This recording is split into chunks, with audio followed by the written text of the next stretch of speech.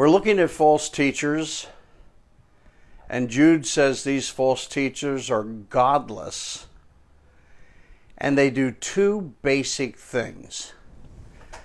They change the grace of God into a license for immorality, and they deny Jesus as Lord. Otherwise, they redefine Jesus. He isn't God. Let's look at redefining morality. Verse 4 says, they pervert the grace of God into a license for immorality. They claim God is a God of grace.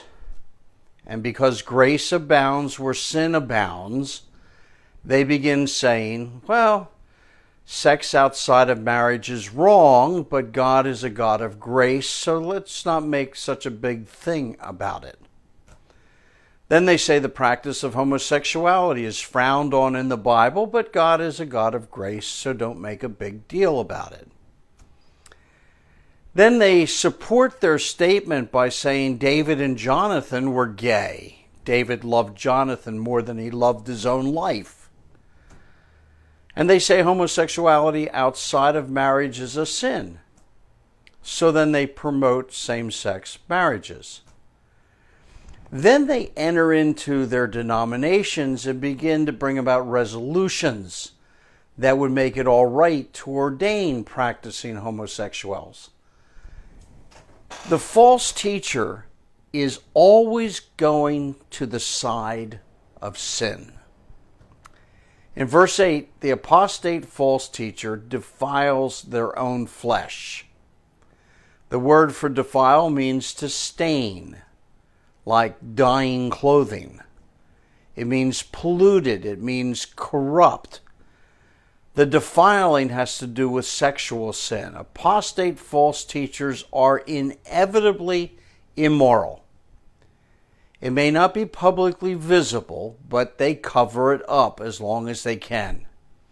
They're devoid of the Spirit, so they can have no power to restrain their flesh, yet they claim to be righteous. They wear the clerical garb.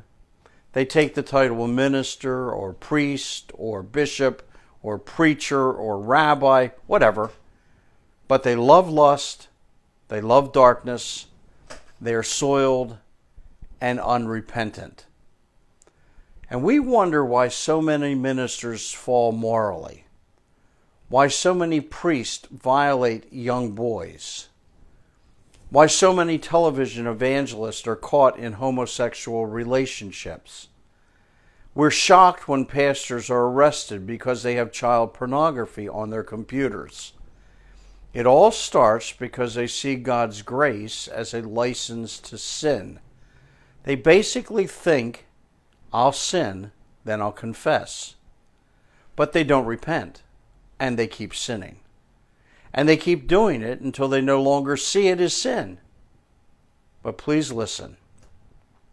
It isn't just apostate false teachers who see God's grace as a license to sin.